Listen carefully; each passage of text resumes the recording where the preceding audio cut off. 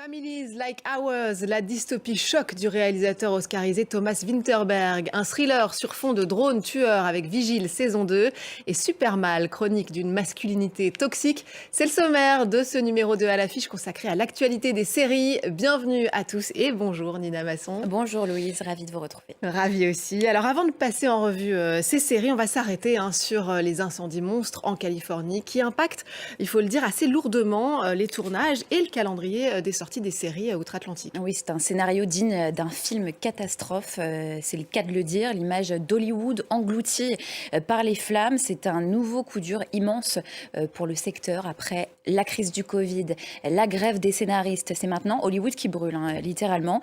Conséquence donc, les tournages de Grey's Anatomy, par exemple, ont été interrompus, mais aussi ceux d'NCIS, de Hacks ou encore de Fallout. Jusqu'à nouvel ordre, aucune date de reprise pour l'instant. Donc impact sur les tournages, mais aussi sur le lancement de certaines séries, comme celle très attendue de Meghan Markle. Elle devait sortir le 15 janvier. À suivre donc. Alors un nouveau drame écologique, vous le dites bien, au cœur de notre actualité. Et c'est aussi le point de départ de la première série du réalisateur oscarisé Thomas Vinterberg, Families Like Ours. Voilà, alors je vais faire un peu les présentations de cette série pour ceux qui ne connaîtraient pas le maître Thomas Vinterberg, qui signe la série. Je rappelle qu'il a été Oscar du meilleur film international en 2020 pour Drunk. Il est l'histoire d'un pays qui s'efface, le Danemark, confronté à une montée des eaux irréversible, ce qui va confronter l'ensemble de la population à l'exil. Et on va suivre les membres d'une même famille, 8 personnes qui vont être éclatées aux quatre coins d'une Europe dont les frontières se referment les unes après les autres. J'imagine que c'est ça qui fait d'autant plus peur. Voilà, c'est d'un réalisme édifiant puisqu'il met en scène un futur qui ressemble très exactement à notre présent.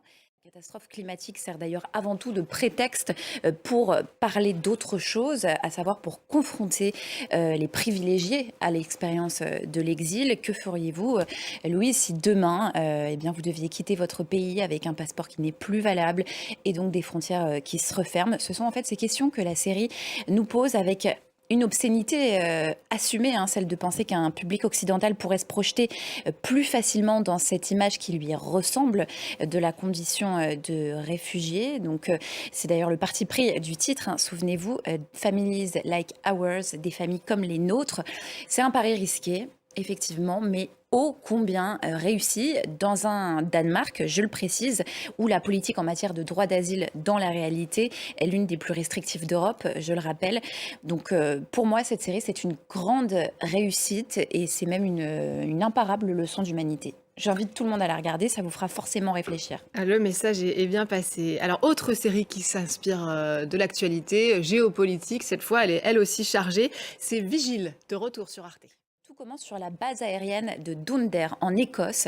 Un général de la Royal Air Force supervise un test de drone ultra sophistiqué. Enjeu de taille, tenter de les vendre au Woudian. C'est un pays fictif du Moyen-Orient qui a été inventé spécialement pour la série.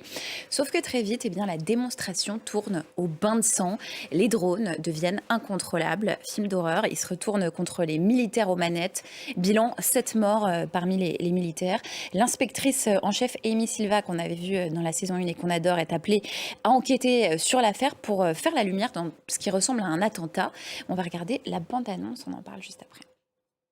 Voilà, alors la saison 2 est toujours orchestrée par Tom Edge, maître du thriller géopolitique. Est-ce qu'elle est à la hauteur justement de la saison 1 ? Eh bien, je défie quiconque de commencer la série, de ne pas la finir immédiatement.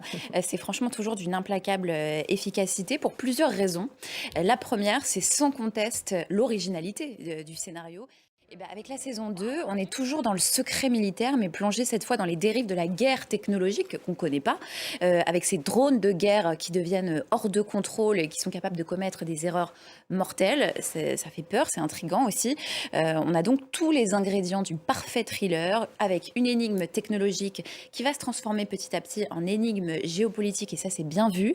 C'est soutenu par toute une réflexion aussi sur les conflits éthiques que pose l'usage de ces nouvelles technologies, et ça fait écho à notre actualité, donc c'est intéressant.